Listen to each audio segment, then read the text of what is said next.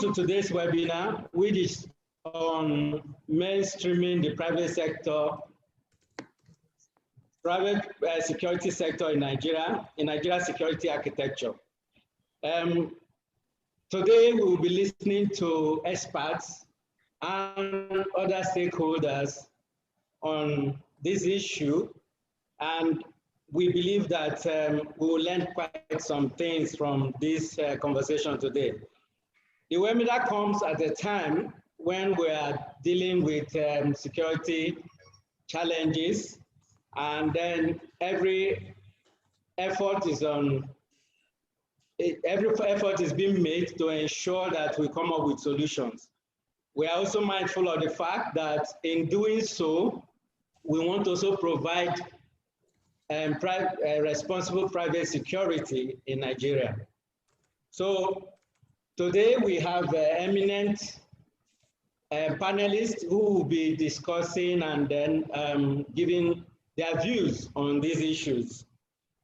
As we go along, we have a question and answer session. We'll encourage every one of us to put our questions down, to either by raising up your hand to ask your question, or you put it down on the chat. All right, without much ado at this time, I would like to invite our host, Professor Obafemi Ajibola. Professor Ajibola is the MD, CEO of New Nigeria Foundation. He will give us his opening remarks. And after that, my distinguished colleague, Douglas Adiola, will also introduce the panelists. Thank you very much. Over to you, Professor. Thank you very much, Fred. Once again, good morning, everybody.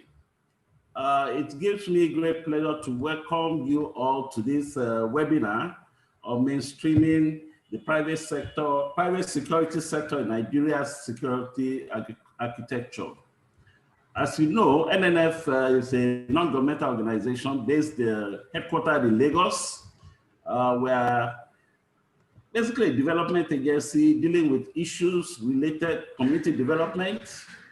But one of those issues happens to be the issues dealing with human rights and security. As a matter of fact, we are the first NGO to register in the NGO pillar of ICOCA, and we are very active in the Voluntary Principles Initiative. We thought it's extremely important for us to start discussing issues of security and human rights and the role that can be played by the private security sector in this situation that we are in Nigeria.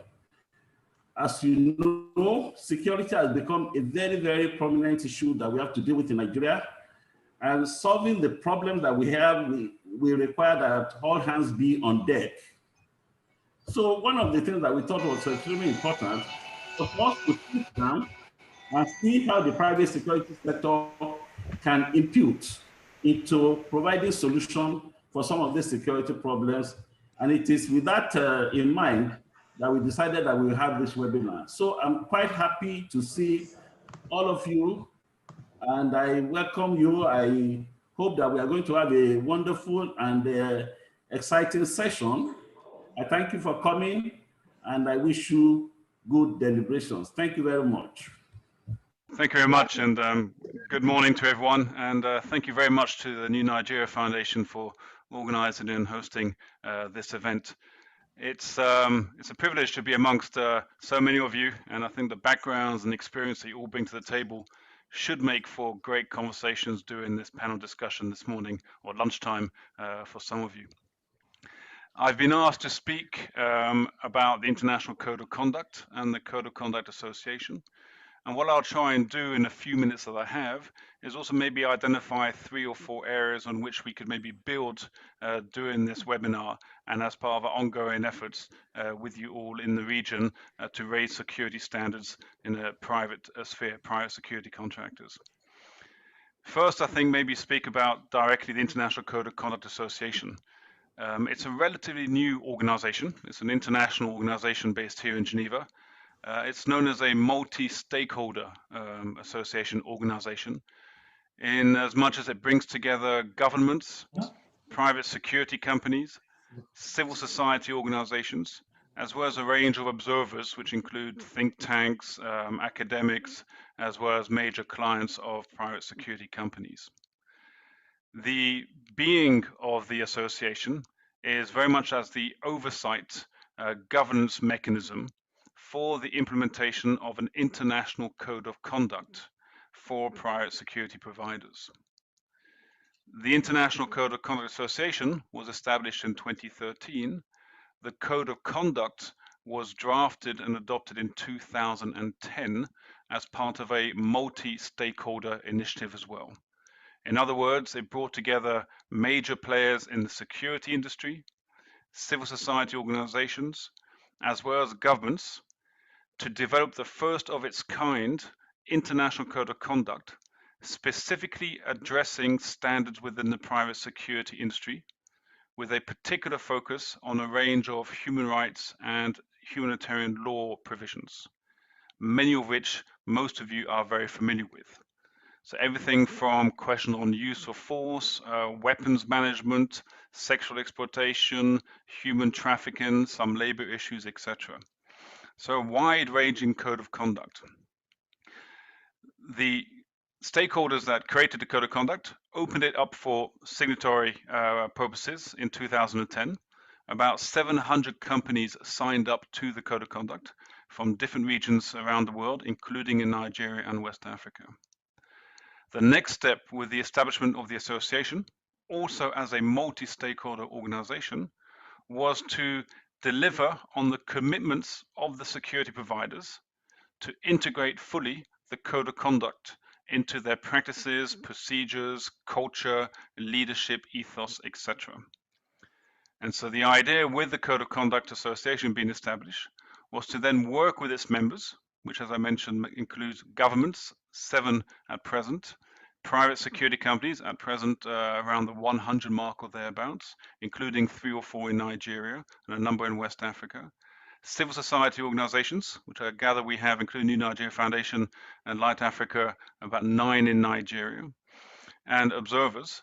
And so through the work of the association, to then develop the capacity of private security providers to fully integrate the code into all elements of their activities, to develop together a kind of oversight and monitoring mechanism to ensure that if there were human rights abuses or other abuses by private security providers, that they were reported and addressed appropriately.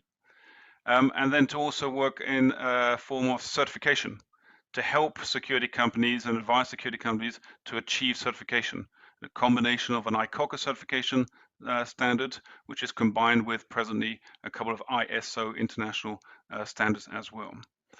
And so the work of the association with its members is meant to be seen less as a gotcha, as a naming and a shaming approach, but much more as a positive, constructive initiative to effectively unpack issues within the private security industry, to work with the private security industry and all stakeholders in the supply chain where private security is used to help raise standards, and ideally to weed out those private security providers that should not be part of the industry as such, those which are operating substandard or mistreating local communities or mistreating their staff. Because ultimately, the drive is to ensure that the private security industry is professional, meeting international standards, and being held accountable for any wrongdoing. And we've clearly seen that you have 1 or 2 private security companies out there, it's enough to undermine the reputation of the industry as a whole. So by working together, we hope to address those issues. As an international association, our aim is not to come from a top-down approach, quite the reverse. It's an association which is geared and driven by its members. And that means we're very much looking from a bottom-up kind of approach. So this webinar and the work that we can do together is crucial in that regard. But what does that mean in essence? So in the 2 or 3 minutes that I have, maybe just unpack it with a few ideas. So for private security companies operating in Nigeria, for instance, as well as beyond cross-border activities. And I'm here looking at both local security providers as well as international security providers. And I'm also looking at maritime security providers as well as land-based security providers. The aim of our work together is to, as I mentioned, work on capacity building, assist the security providers to integrate the code of conduct, raise their standards and understanding of key human rights issues, develop the capacity of their managers, trainers, and therefore of their guards as well, to apply these international standards at the national level. Through the work of the association, it's also encouraging this kind of peer-to-peer exchange by having a variety of private security companies at the table from different parts of the world. It also affords a platform for security companies in Nigeria and West Africa to be able to connect with security companies not only from their region and locally, but also internationally, to share best practices, to look at joint ventures, to push for higher standards within the industry.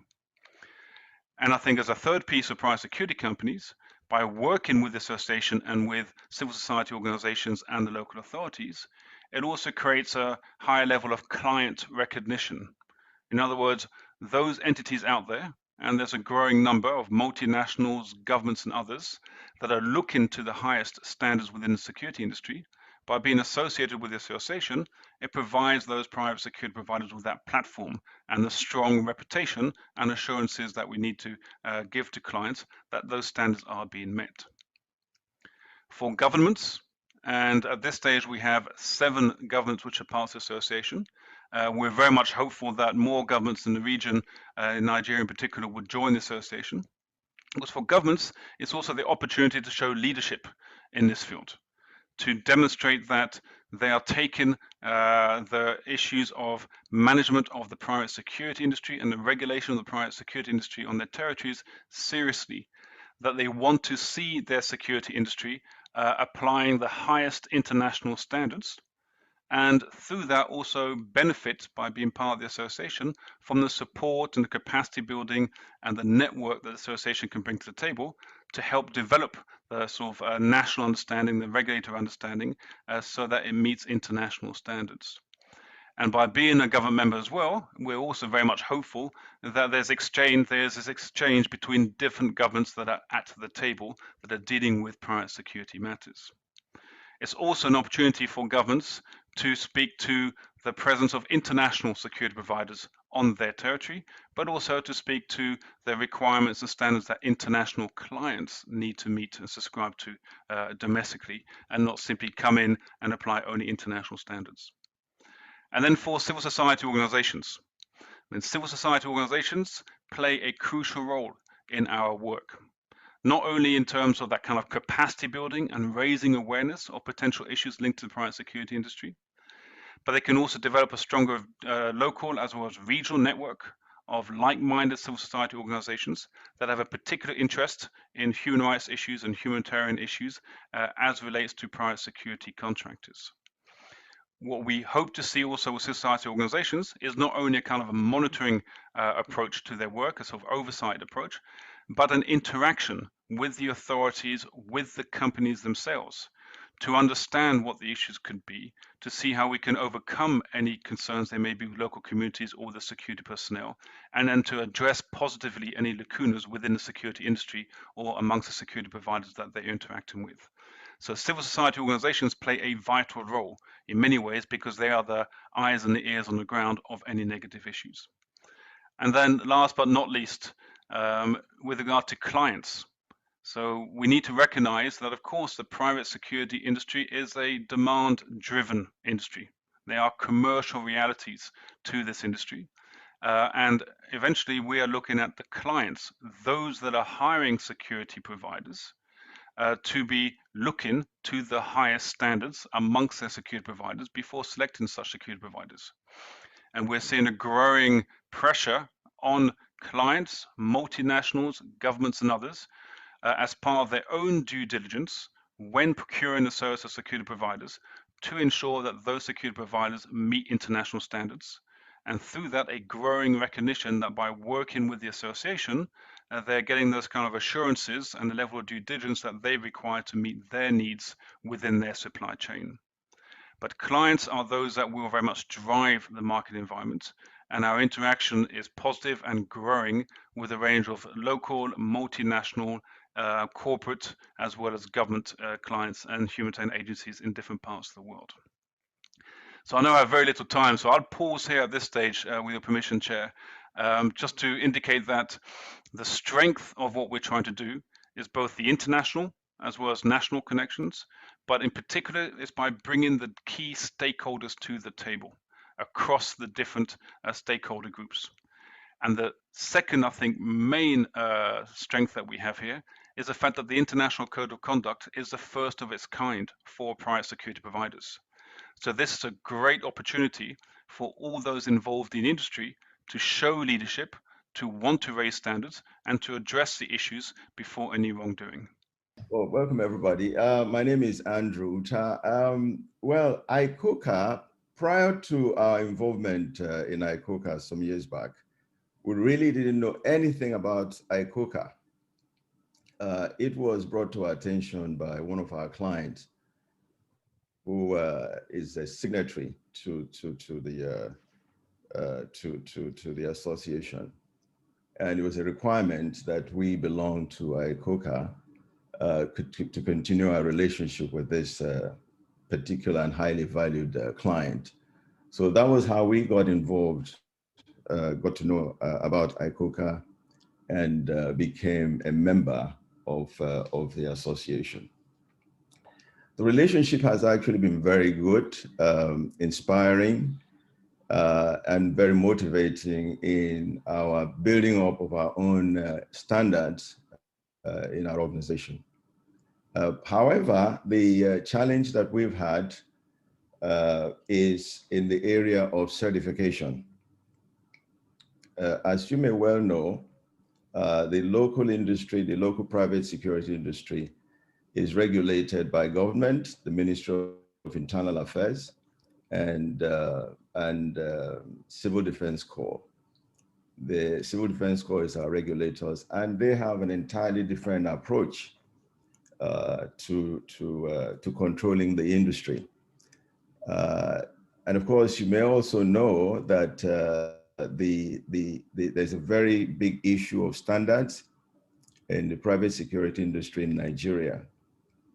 And so to get alignment between the private security companies, and there's so many of them, literally in their thousands, and to get an alignment in standards with these companies has been an enormous challenge. However, for us as an individual company, we have been working very closely with ICOCA to build up our own internal standards, more especially to meet the requirements of the clients that we serve, which tend to be international organizations. It is not a requirement. Belonging to ICOCA, meeting ICOCA standards is not a local requirement. There's been no tender that we went out for that listed belonging to ICOCA as a requirement. Occasionally, you will find certification, ISO certification being a requirement. So that has been a challenge. I think for ICOCA to gain a strong foothold in a place like Nigeria, I think it needs to be accepted, especially by government, and so that it can be enforced. Right now, it's not a requirement, and the cost of certification is relatively high, and so there is really very little incentive for local companies to become certified and to want to operate in accordance with ICOCA standards. But for us as a company, it is not just a matter of standards, it's not just a matter of compliance, but more of something that we believe in, that it will build up our own internal standards and put us in a better position to serve more excellently.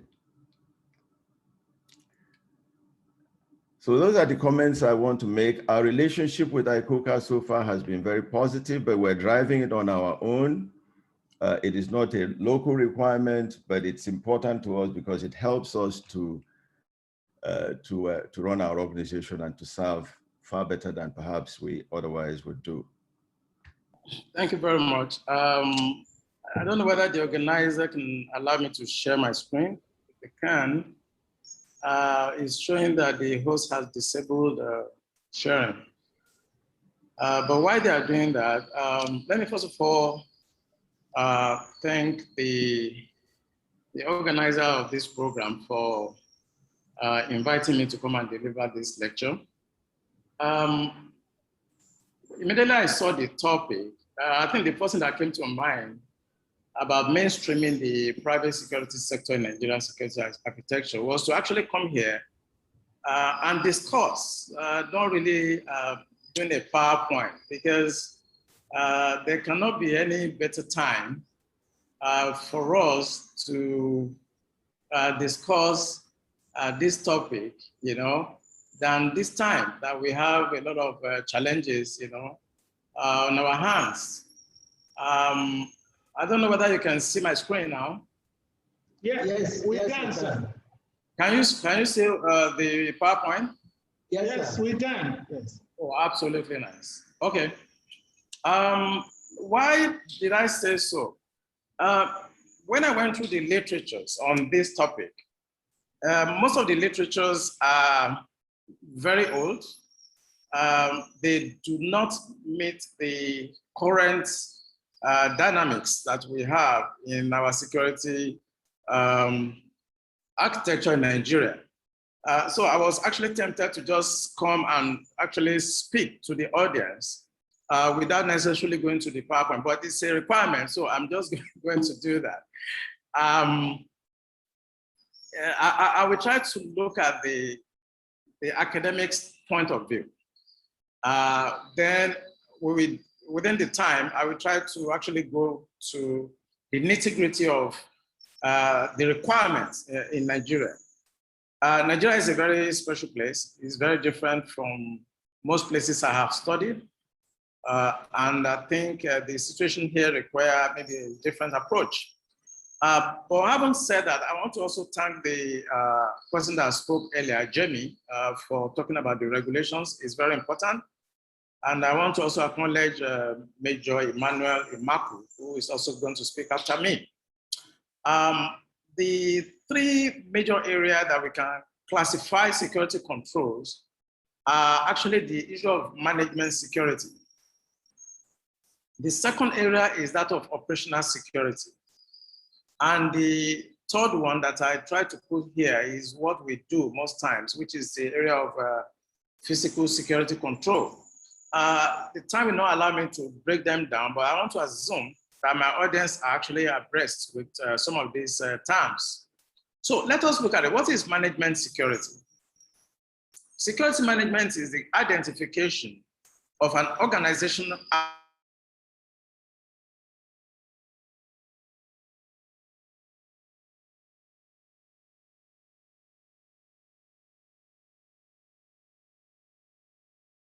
assets, which to the push factor to prevent espionage and sabotage. So these are the three things I want the audience to take away. Whatever we do, we are trying to prevent three things: espionage, subversion, and sabotage. So when we are talking about management security, it aims to actually to actually ensure that effective information security measures are taken at the strategic, tactical, and operational levels. Thus, information security is not a goal in itself, but it aims to actually serve the interests of the business organization. Now, let us go quickly into operational security. What is operational security? Operational security, also known as procedural security, is a risk management process that encourages managers to view operations from the perspective of an adversary in order to protect sensitive information from falling into the wrong hands. And that's why I mentioned about those basic thematics, the issue of espionage, subversion, and sabotage. And when you look at the process, what does those processes include? There are 5 steps. One is identify critical information. And as I talk on, we are going to look at the issue of security survey and risk analysis as we go on further. But these are the 5 steps that pundits look at. One is to identify critical information. Second, to identify the threat itself. The third one is you have to assess the vulnerability. And this does not just include the physical asset itself, it also includes even the personnel. And issue of cyber attack. We may go there if people ask questions, if we get to question and answer time. So when I say assess vulnerabilities, it includes these 3 areas. That's material, information, and personnel. So if you recall, I first want to talk about espionage, subversion, and sabotage. Now, another 3 main issue is issue of the material within a complex, the personnel, and the information itself. So those are the issues you look at when you're talking about vulnerability. Now, you have to also analyze the risk. Remember, I mentioned the issue of security survey and risk analysis. Then you now develop and apply countermeasures. So these are the 5 steps if you are talking about operational security. Now, what is the importance of this? Operational security is a vital component in developing protection mechanisms to safeguard sensitive information and preserve essential secrecy. And maybe as time goes on, we are going to look at document security and security classification, from confidential to secret to top secret. We may also discuss that if there are questions that are germane to this area. So the importance of this operational security is also to develop an effective operational security programs. The organization's officers must now understand the range of threats that actually confront its activities. In other words, if you are a CSO, Chief Security Officer, these are the areas you have to look. You look at this, you survey your security environment, you look at the vulnerability, then if necessary, like vetting and vetting attack care, you are going to also look at what we call risk analysis. In other words, whatever you have put in place, you have to continue to check to ensure that they are effective and they're actually, covering the areas. Now, this is the common area, the physical security aspect. Physical security is defined as that part of security concerned with active as well as passive measures designed to deter intruders, prevent unauthorized access, including theft and damage to assets such as personnel, equipment, installations, materials, and information, and to safeguard these assets against threats. Now, what are the components of physical security? 1, access control. 2, surveillance. And the third one is security testing. This is actually where you do the risk analysis. You test whatever measures you've put in place. Now let's go to private security companies, which is actually what I'm asked to do. These are companies primarily engaged in providing guards and patrol services, such as bodyguards, guard dogs, parking security, and security guard services. The current function of this group of people that I'm talking to is when you talk about event security, mall and retail security, construction site security, executive protection and bodyguard, private investigations, and property protection. Now, I have 3 hypotheses. The first one is, if you privatize security, does it imply that the state has surrendered its sovereignty? Because the matter of law and order is governed by the state. doesn't mean that the state is unable to fulfill its obligation to provide protection and security. Is that what it means? So this is a theory I want us to hold on. The second hypothesis I want to bring on quickly. By privatizing security and the use of force, removing it from the domain of the state and giving it to private interests, the state in this instance is being both strengthened and dissembled. So these are the two variables, the two concepts I also want us to take home with. Are you strengthening the state when you allow private security to operate? Or are you disassembling the state security architecture? So this is the second hypothesis. The third one, why private security groups were attempting to reconstruct the state in order to ensure stability and security sufficiency for economic activities. They are also removing the state control over violence and war. I put a question mark. Are you removing the state control over violence and war? So these are three hypotheses. The slide will be made available after the presentation and we can look at it. So I provide also what I consider the antithesis. You can have a hypothesis or a thesis or a theory, and you can also have the antithesis. The antithesis of the hypothesis, private security arrangement emerged in response to the citizens' quest for safety and security with the advent of terrorist activities in the country. Full stop. It becomes expedient, particularly when the government seems to be complicit, and it has to flourish when there is the perception of increased criminality and social deviance, which threatens social order. So this is the antithesis, because in Nigeria today, some of the pundits that have listened to me knows my position that the government of Buhari right now, the federal government is complicit in whatever is going on. And when you have a government that is actually supporting terrorism, then it becomes necessary for private organizations to actually fill that vacuum where the well-being and safety of the citizens has been jeopardized by the government itself. So now, look at what currently private securities try to do. They look at the shopping area, leisure and retail facilities, entertainment, event centers, venues, residential security, and community policing. By the time I'm finishing this program, lecture, you are going to discover that the kind of private security we should be thinking about in Nigeria is not to go and look after malls or churches. We must begin to look at a more robust approach to private security system.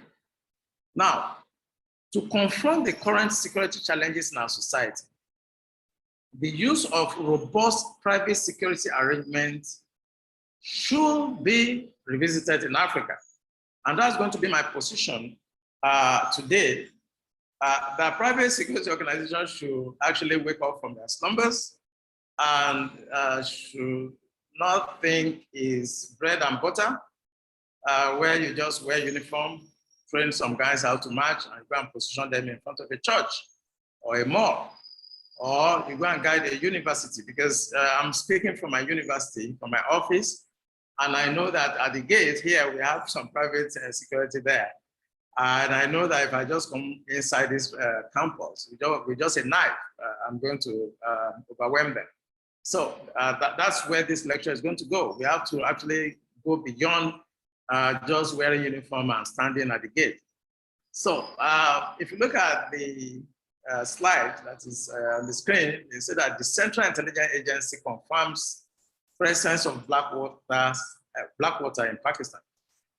This is just a poser. Blackwater is a private security organization. Maybe I'm going to get to the issue of executive outcome.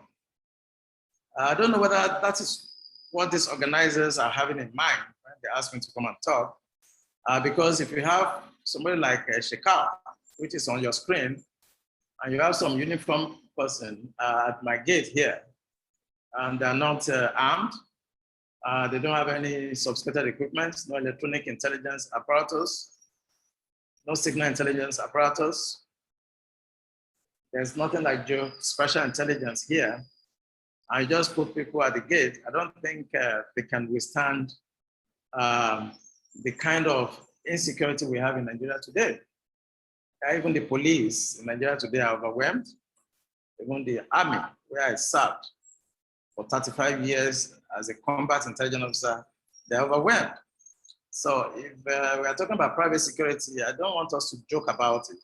It's not something that we just look for some unemployed youths and we just wear uniform for them. We should begin to think like Black Waters and the executive outcome, which is also on your screen. So I try to quickly go into what I consider privatized war. Right now, Nigeria is at war, whether we accept it or not. And we must go beyond guiding places of worship and prepare to guide officials, security guards, and military installations. We should be able to train the army. I'm talking about the private security organization here. We should be prepared to train the army, to train even the police forces and provide other support for the armed forces. I think this is the level I want to advise our people to start thinking, because I know that right now, the kind of insecurity in Nigeria is not something that we can actually pay lip service to. So I'm going to conclude by saying that my presentation was actually conceived against the persistence of criminal attacks and the obvious inability of the public police to absolutely arrest the situation.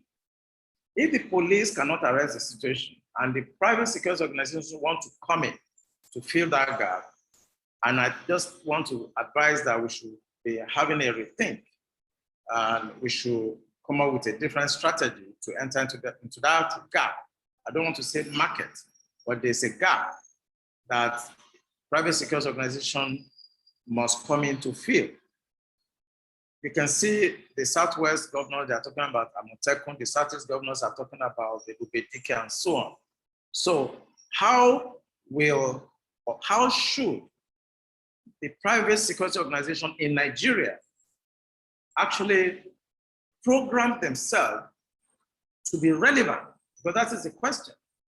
Are we still going to be training people and wearing uniform for them and sending them to shopping malls? Or are we going to start rethinking how we can collaborate with people like Jamie, with people outside, to actually get the requisite license, requisite permission to be able to train, equip, and be ready for the current security challenges we have in Nigeria. Because I don't want to think that the idea should be to be a megad in a house. In my house, I have a megad who doesn't carry anything. He's just there to open the gate for me. But if armed robber comes to my house, he's going to run. So I think we should begin to rethink the ideals or the idea of a private security organization. So if there's a need to strengthen private security arrangements in the quest for an inclusive and holistic response to the current security challenges being faced in Nigeria. This is where I'm going to conclude, but I'll also make a little recommendation.